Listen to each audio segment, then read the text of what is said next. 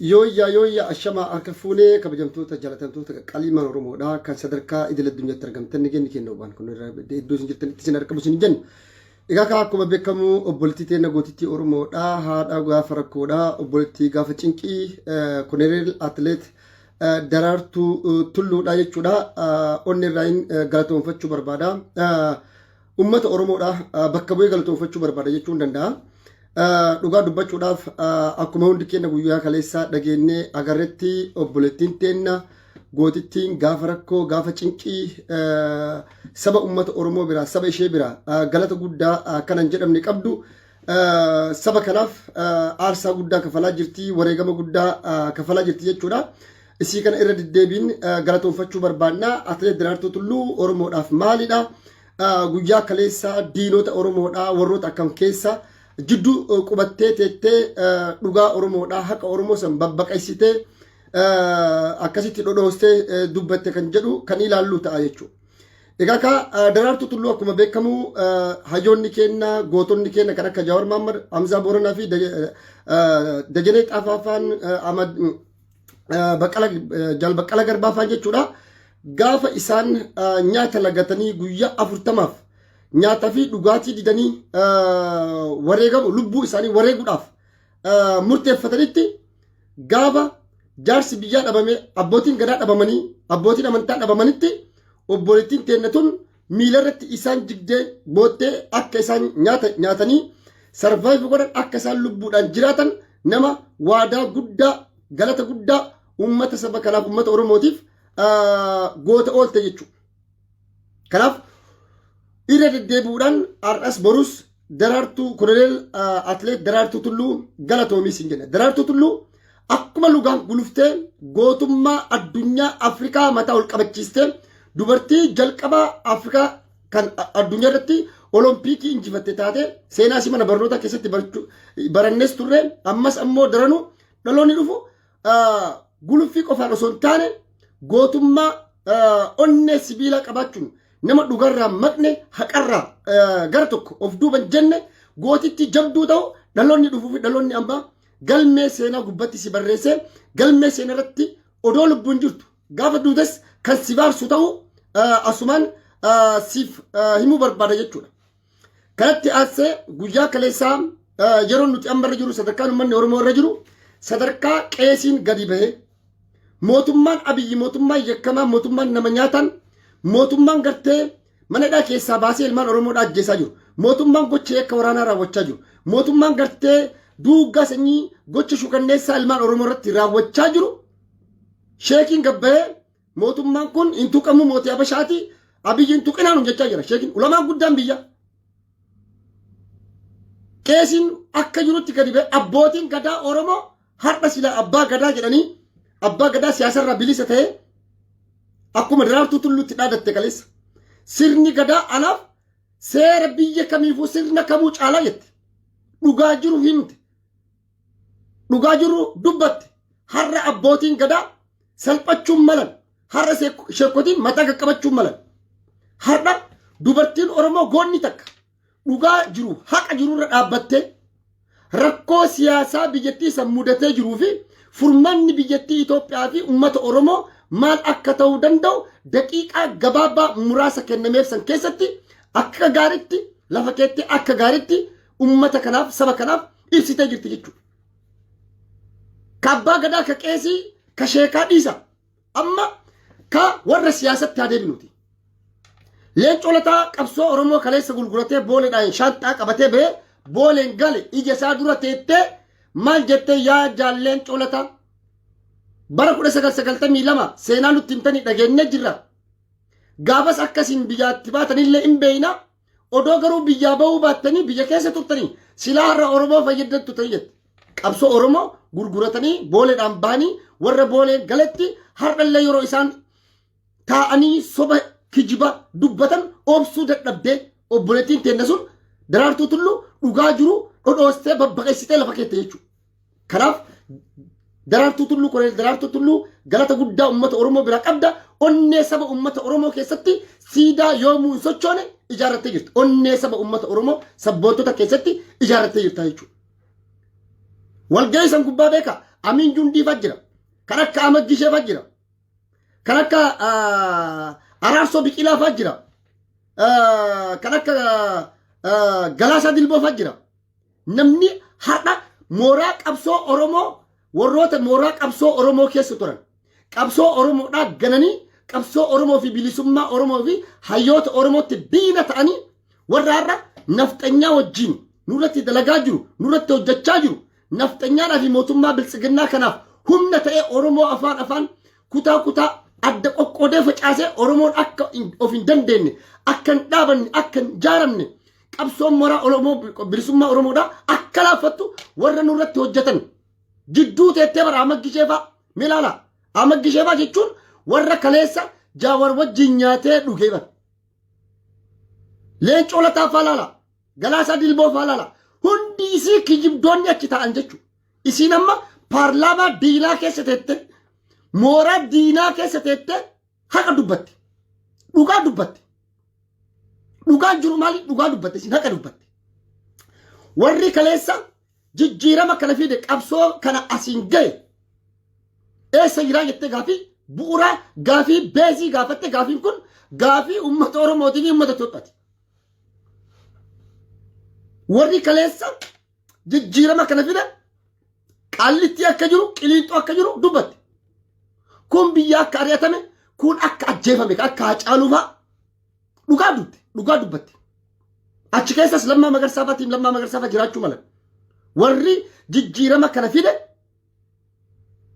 akka fiita waraanii ta'ee dura qabsoo tana hoogganaa ture Tarsiimoodhaan masakee mataa fi miilatti godhee tottolchee sirna dargii ummata sirna Iyaadig kan ummata Oromoo fi ummata Itoophiyaa miidhaa ture hiddaan buqqisee Maqaleetti galche Jawaar Mahammad, Baqqalaa Garbaa, Hamzaa Booranaa fa'aa fi Jaal Abdii Raggaasaa fa'aa, Koloneel Gammachuu Ayyaanaa fa'aa warras hidhamtoota siyaasaa Oromootii fi warra qaama mootummaa keessa jiranis maqaa dhooftee jirti. Dhugaa dubbachuudhaaf. Kunni ajjeefame akka artistii Hacaaluu fa'aa jechuudha. Laala Oromoo, dhageeffadhu Oromoo.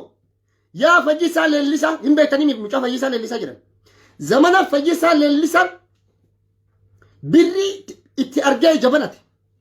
Zamana Fayyisaa Leellisaa fan dhugaa Oromoo haqa Oromoo jallisanii mootummaa kana wajjin darbaan simintoo faabirikaa irraa hayyama fudhatanii yeroo isaan hannarratti bobba'anii jiran kanatti yeroo beekaa xiqqaan guddaan hundi mootummaa kana harka dhawu warra isiin kaleessa wajjin teette hundi isa Oromiyaa hodhaa jirutti yeroo Oromiyaa irratti daldalaa jiranitti yeroo maallaqa Oromiyaadhaa elmanii dantaa Oromoo jedhanii dantaa lubbuu isaaniitiif jiraatanitti harallee badii tokko hin dalagne jakka tokko hojjenne Daraartuu Tulluu dhugaa jiru dubbatte haqa jiru dubbatte. Jijjiiramichi dhufe odoo nuti xiqqollee gammannee hin quufin jijjiiramichi nu jalaa buutame. Dhugaa haqa kun haqa uummanni Oromoo beeku abbootiin gadaa kijibdoonni irra mootummaa jala deeman beekan. Har'a sheekotiin kijibdoonni mootummaa kana jala deemanii mootummaa kanaaf sagalee ta'an beekan qeesiin Phaaphaasiin hundi isii jechuudha.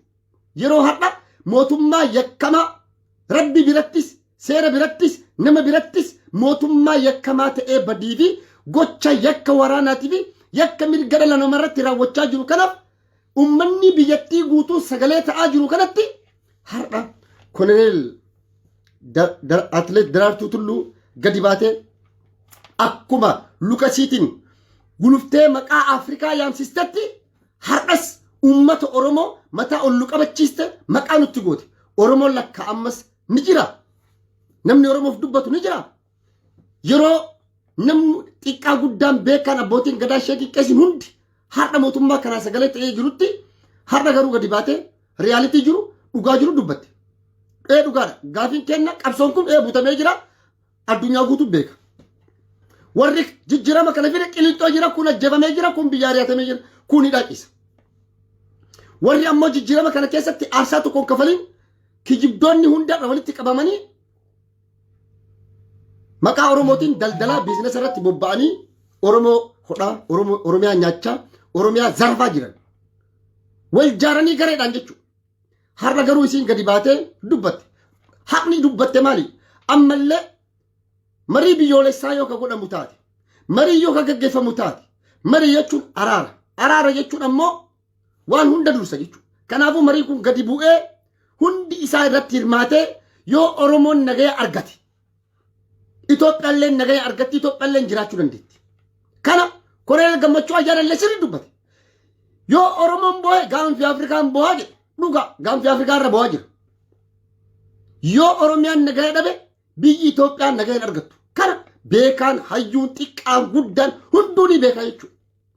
Kanaaf ammoo Koloneel Atleet Daraartuu Tulluu gantoota jidduu teettee mooraa gantoota mooraa diina ummata Oromoo irratti qabsaa'ee ummata Oromoo gabroomsuuf hojjetu jidduu teettee dhugaa san gaafa siin dubbattu maaltu itti dhagama? Amaggisha fa'a Leencoo Lataa fa'a maaltu itti dhagama? Galaasa Dilboo fa'a maaltu itti dhagama? Warroota qabsoo mooraa bilisummaa Oromoo gananii har'a diina wajjin dalagan maaltu itti dhagama? Kanaaf ammallee irra deebi'uudhaan obboleettii teenna Koloneel Atleet Daraartuu Tulluu galatoomii yeroo namni Oromoodhaaf dubbatu dhabametti xiqqollee namni Oromoodhaaf raamata qabu dhabame kanatti dhugaa ummata Oromootii fi dhugaa qabsoo Oromoodhaa eessarraa kaatee qabsoon Oromoo eessatti akka gufatte warri qabsoo jijjiirama san fide har'a eessa akka jiruu fi furmaanni waaraan ammallee biyya san keessatti dhufuudhaaf marii fi waliigaluu fi mataa walii qabachuu qofti akka furmaata ta'e lafa keettee jirtaan galatoomii siin jechuu barbaanna irra deddeebina jechuudha. Yaa Oromoo har'a Daraartuu Tulluu dhugaadhaa qabeenya qabdi qabeenya gahaa qabdi qabeenyi isin raafee Oromoo irraa fayyadamaa jira. Daraartuu Tulluu Arsii keessaa Baalee keessaa lafa investimentii gurguddaa qabdi dantaa maallaqaan qabdu garuu warri har'a zamana badhaadhinnaa zamana Taayyee Danda'a maallaqa arge akka Fayyisaa Leellisaa fa'aan warri miilaan yaadu jechuudha. Miila qofaan Daraartuun amma miilaanillee gootummaa seenaa addunyaarra hin jirre galmeessite. Seenaa isii namni tokko riikardii isii cabsuu hin danda'u. Yeroo jalqabaatiif Afrikaa guluftee Olompikii injifatte. San seenaa Taayyee wanni Fayyisaa Leellisaa miti abbaan fedhe osoo dhufe seenaa isii riikardii isiisan namni tokko cabsuu hin danda'u. Dhalootarraa dhalootatti Awurooppaa keessatti mana barnoota Awurooppaa keessatti baratan gurraatti yeroo jalqabaatiif Olompikii injifattee Atleet Daraartuu Tulluu hin baratan. Adiin Awurooppaa jiruun barata ka Afrikaa jiru gurraachi biyya kamuu keessatti baratan jechuudha. Dhugatti isiin nuuf goota caalu respect kabaja guddaa siif qabna ka akka keetii kana Oromoodhaaf haa baay'isu ka akka keetii kun akka nu baay'atu barbaanna. Kanaafuu yeroo gartee isiin akkanatti dubbattu kanatti diina jidduu teettee diina jechuun diina jechuun bar diina alaan beekami diinni guddaan badaan hamaan kaansariin naqarsaan diina keeti. Ka akka kunoo Amaggishee fa'aa Amin Jundii fa'aa Leencoo Lataa fa'aa Galaasa Dilboo fa'aa achi taa'anii Araarsoo Biqilaa fa'aa Malaaxaa Koofiyyaa kaatee achi taa'a namni martuu lala. Warri kun warra kaleessa mooraa qabsoo bilisummaa Oromoo keessa ture. Har'a garuu warra koondomineemiidhaan Oromummaa isaanii jijjiiran lala. Koondomineemii lafa kaarii 200-300 Oromummaa isaanii jijjiiran. Daraartuu Tulluu dheettee gaafatte siin kennitu. Hin kennituu fi Amaggisheeti. VIP siin bittu Daraartuu Tulluu yoo dheettee gaafatte Oromummaa gurgurachuu kee caala har'a yoo rakkattee abbootii qabeenya Oromoo bira dheettee rakkinna akkanaa qaba. Na gargaara osoo jettanii isin gargaaranii har'a duqquu dayyaasaa akkamitti biyyaa baastan isaa dubbachaa jirtanii har'a nafxanyatu Oromiyaa irratti dhiichisaa jira lafa Oromiyaadhaa daangaa Oromiyaadhaa saamaa jira. Abbootii qabeenya nafxanyatu har'a funyaanii akka barbaade dubbachaa jira jechuudha. Abbootii qabeenya Oromoo meeqa biyya yaastan yaa xiqqaqqanina anastanya ummata maayikroodhaan jaaramee Oromoo irratti bobba'e ka akka Amaggishee fa'aa Amin Jundii fa'aa Galaasa Dilboo fa'aa ka akka gartee Leencoo Lataa fa'aa Leencoo Baatii fa'aa ka akka Diimaa Naga'oo fa'aa warra kanneen ammallee Oromoo bakka buuna jedhanii marii sobaa marii dharaa marii kijibaa geggeessaa jiran jechuudha. Abiyyi dhugaa isinitti hima marii biyyoolessaa kaayoo geggeessuuf fittu jira. Marii biyyoolessaa Abiyyi geggeessu marii biyyoolessa sobaa dhugarraa fagaate. Kan mootummoota addunyaa fi dhaabbataalee idil addunyaa kan akka United Nation kan akka gamtaa Awurooppaa fa'aa mootummaa Ameerikaa fi mootummoota Awurooppaattiin somuudhaaf marii biyyoolessaa jedhee ijaare malee dhugatti Abiyyi biyyattii Itoophiyaa saniif furmaataa fi waaraa fi nageenya tasgabbaawaa fiduudhaaf hin goone jechuudha. Dhagaa isinii himaa tokko isin dabala asirratti. Dheengadda manni marii bakka bu'oota uummataa paarlaamaan oo isin nagarin jechuudha. Hordofa jala deemaati wanni biyyi godhu takka takka lana. Manni marii bakka bu'oota uummataa koomishiniin marii waliigaltee biyyoolessaa isa naashinaal dialoog jennuun kana akka hundeeffamu paarlaamaan harka guutuudhaan mirkaneesse. Sagalee caalmaan jechuudha. Gaafa paarlaamaan waa kana mirkaneessu koomishinii kan hundeessuuf mirkaneessu mana keessaa gaafileen kaan. Gaafii kee maal jedha? Marii biyyoolessaa keessatti jala sararame shanee wanni jedhamu akka keessatti hirmaanne TDF yookaan TPLF akka jedhu akka keessatti hirmaanne. Warri lola kana keessaa gahee hin qabne warri mootummaa kanaaf harka hin dhoofne keessatti hirmaachuu hin danda'u jechuudha. Kana jechuun jaalmarroon keessatti yoo hirmaanne Itoophiyaa keessatti nageenyi dhufuu danda'a. Sammuu keessa maradda. Warri TPLF TDF yoo keessatti hirmaanne nageenyi waaraan Itoophiyaa keessatti dhufuu danda'a. Never ever hin danda'u jechuudha. Kana paarlaamaan jala sarareeti. Paarlaamaan dhugaadha. Yoo fakkeenyaaf marii waliigaltee biyyoolessaa geggeeffamu kana keessatti waraanni bilisummaa Oromootii fi TDF yookaan TPLF hirmaachuu qabaa ka jedhamu taate seerri biyyattii Itoophiyaadha fooyya'uu qaba. Dirqama fooyya'uu qaba. Maaltu fooyya'aa? Seera paarlaamaa keessatti bahee TDF yookaan TPLF fi waraanni bilisummaa Oromoo Liberation Army shororkeessaadhaan himatamee jira. Shororkeessaadhaan diina mootummaa kanaatti jedhamee jira jechuudha. Yoo mariin biyyoolessaa hin geggeeffamaa isaanis keessatti hirmaachuu qaban ka jedhamu taate ammoo isaan kanarraa paarlaamaa walitti qabamee akka haaraatti seerri fooyya'uu qaba jedhanii seera san fooyyessanii labsii isaan irratti labsame san keeyyata san keessaa haqamee keeyyanni sun fooyyahee maqaan isaanii beekamtii argatee akkasitti mariin biyyoolessaa geggeeffama. Garuu marii biyyoolessaa kana kan geggeessu silaa eenyu ture? Qaama walaba ta'etu marii biyyoolessaa geggeessa.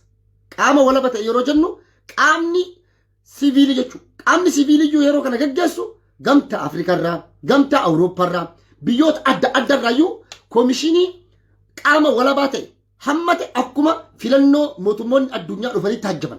Filannoo Itoophiyaa fakkeenyaaf mootummaan Itoophiyaadhaa gamtaa Afrikaatti ergee na taajjabaa filannoo kiyya sirrii moo sirrii miti ta'uu ka jedhu gamtaa Awurooppaatti dhaqee ammallee xalayaa ergee gamtaan Awurooppaallee akkasitti koomishinii miseensota isaa ergee fi akkasitti filannoo taajjaban.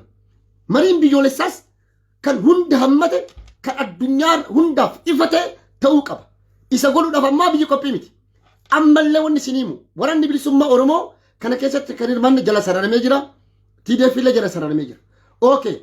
Marii isaan geggeessaa jiranii fi wanni isaan gochaa jiran malee. Abiyyi Ahmad ammallee maal jedhe? Namni qaamni nama dhuunfaa tokkoo fi jaarmeen siyaasaa Oromoo fedhee kan saba fedhaa ta'uti. Kan Abiyyi beekamtiin kennine marii waliigaltee biyyoolessaa kana keessatti irratti hin hirmaatu. Hin hirmaatu. Daraartuu Tulluu ganama galee dubbiin. Dhaaba ammallee jettee ni bara. Yoo isaanii gale jechuudha. Yoo isaanii gale waan akkanaa kana dhaabaati ammallee karaa sirriirra deemaa. Waan hunda keenya hammate yoo kan hundi keenya wal geenne mana tokko keessatti wal geennu taate Itoophiyaa keessatti waan barbaanne gochuu dandeenya. Tapha barbaanne taphachuu dandeenya siin jettee bara. Amma Habashaan dubbii sanillee murtee waan barbaadde gochuu dandeetti. Tapha siyaasaa hedduu taphachuu dandeenya. Yoo nuti wal taane, yoo nuti walii galle, yoo nuti tokkummaa qabanne, yoo nuti mataa fi miila walitti qabanne jettee miti Daraartuu Tulluu har'a Abiyyi faan kana gochuudhaaf qophii miti. Kana namni godhu ammoo amma okay. Jaarmoota Jawaarfaa yookaan ammoo tinuu Daawud Ibsaafaa adda bilisummaa Oromootii fi kaafoon asirratti ni hirmaatanii jalqaba hayyoonni siyaasaa Oromoo hiikamu eega hiikaman booda dhugaadhaa marii biyyoolessaa keessatti ni hirmaatan jechuudha. Waraanni jaarmoonni siyaasaa Oromoo Abiyyiif beekamtii kennanii jiranii adda bilisummaa Oromootii fi kaafoon jechuudha. Abiyyi beekamtiin kennin. Isaan ammoo waraana bilisummaa Oromoo kana waboo dhiisanii marii biyyoolessaa keessatti ni hirmaata jechuun gaafii guddaadha. Marii biyyoolessaa kana kan ollantummaadhaan geggeessaa jiru Abiyyi Ahmad.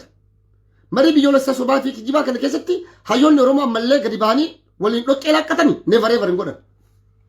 Kanaafuu marii biyyoolessaa sobaa dharaa Abiyyi geggeessu kun akka gufuun hedduun isa mudatu asumarraa ganamaan asirraa tilmaamuun nun dhibu jechuudha. Waan agarru haqaa fi dhugaa lafa jirtu jechuudha. Kanarra taa'uudhaan kana hubachuudhaan Abiyyi Ahmad maal godhe? lala abiyya lala akka hayyoonni oromoodhaa hidhaa keessan baane naamana jaalattanii jibbitanii akka hayyoonni oromoodhaa hidhaa keessan baane akka oromoon yaada isaa gara tokkotti luuccesinetti godhuudhaaf burjaajii hama ji'oota lamaan darban oromoo keessatti uumee jira abiyyi ittillee milkaa'ee jira jechuudha. Tokko walii rakkoo amantaa fide sababa rakkoo amantaa walitti mufiinni garagara uumamee jira warri madaa garagara dur garatti baatee deemu summi hundi bulgaafatee jira. Gaafa rakkoon amantaa dhufu ammoo rakkoo kutallachuma keessa jira wal qabata. Naa qabaddaatan. Rakkinni amantaa oromoo keessatti gaafa dhalatu rakkoon kutallee wajjin dhalata jechuudha. Gooxiidhaan walirratti duulu, gooxiidhaan wal shakkuu, gooxiidhaan gartee wal jaaranii walirratti duulu ni godhama jechuudha. Gaafa kun gaggeeffama immoo mooraan qabsoo bilisummaa oromoodhaa ni laaffata jechuudha. Laaffachuu qofa osoo hin ta'in yaada keenya gara tokkotti luuccessuun yookaan ammoo tinuu waliigallee qabsoo teennatan qabsoo jirtu firii lafa jirtu tana tottolfannee kabajatti godhannee onnee itti horannee akka nuti qabsoofnee sirna kana hiddaan hin buqqisneef akka nuti yaada hirruuf akka qabsoon teenna mataa fi miila walitti qabanneef bajanni guddaan Daani'el Kibret fa'aan ramadamee tooftaa fi tarsiimoo isaan kitaaba oromoo irratti barreessaa turan Biraanuu Naggaa እስርቤት ውስጥ ሆኜ እስርቤት ኦሮሞ የሚያወራ ኦሮሞን ኢትዮጵያት ነመኑ ጀደኒ ፍኖተ ካርታ ወራ በረሰ ከረካ አንደጋቸው ጽጌፋ ኡመተ ኦሮሞ ረቲ ሪሰርች ወጋ ሶዶመ ዲደማ ጎደን አራ አብዮጂን ሴና ሰኖ ሂካ ጅረየቹ መና መሳኒ ሰን ዋን በረፈተን ዋን ወጀተን ኦሮሞ አከሚቲ ቀብሲና ኦሮሞ አከሚቲ አደቆዱ ፊ አደሂሩ ደንዴን ኦሮሞ አከሚቲ አከኒ ሰርቫጅን ጎኔ ሁምነ ደብሲሱ ደንዴን ከጅሩ ረቲ አራ አብዮጂ ወሊ ገለኒ duula cimaa kanan jedhamne uummata oromoo irratti bananii jiranii jechuudha. Kana uummanni oromoodhaa sirriitti hubachuu qaba. Oromoo akka taphatti ilaalina. Qabsoon teenya eessarraa kaatee eessa geettee eessarraa kaatee eessatti akkasiin deebite akka laayoo fi akka taphatti akka laalle isin jechuu barbaada jechuudha. Kanatti asee wannan jechuu barbaada tokko maalidhaa? Abiyyi Ahmad ammallee akka hayyoonni oromoodhaa hidhaadhaan baane akka hayyoonni oromoodhaa hayyoota oromoo atteeshinii arganne PP keessatti wal dhabdee uuma jechuudha. Amma jarmoota siyaasaa oromoo diiguudha jalqaba kaayuun isaanii. Adda bilisummaa oromoo keessa akka barbaadan fudhatan woboo keessallee tokko lama galan kaan keessaallee godhan. Uummanni ammoo warra bitame kana sabni oromoodhaa fudhachuu dideef abiyyi fa'aaf. Isaaniif bitamuu didee isaan dhaga'uu didee jira.